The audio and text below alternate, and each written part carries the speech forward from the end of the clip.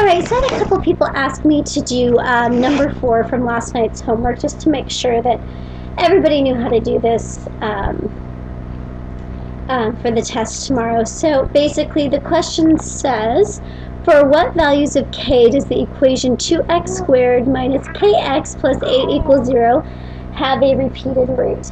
So if you remember, we can kind of figure this out from the discriminant, and the discriminant's the part of the quadratic formula underneath the square root bar. So b squared minus 4ac is the discriminant, and if it has a repeated root, this value has to equal 0. So all I'm going to do is everywhere I see b, I'm going to put in negative k. Everywhere I see a, I'm going to put in 2. And everywhere I see c, I'm going to plug in 8.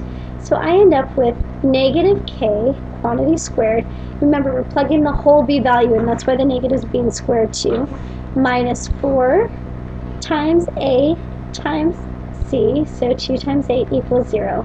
So I end up with k squared minus 64 equals 0. Alright, so I'm going to add 64 to both sides, so I end up with k squared equals 64. So taking the square root of both sides, I end up with k equals plus or minus 8. Now you might be thinking, why can k be plus or minus 8? Well, the reason why is because since k is the b term, b gets squared in the discriminant, so it doesn't really matter if it's positive 8 or negative 8. It still becomes positive 64. So that's why you end up with 2 answers for k.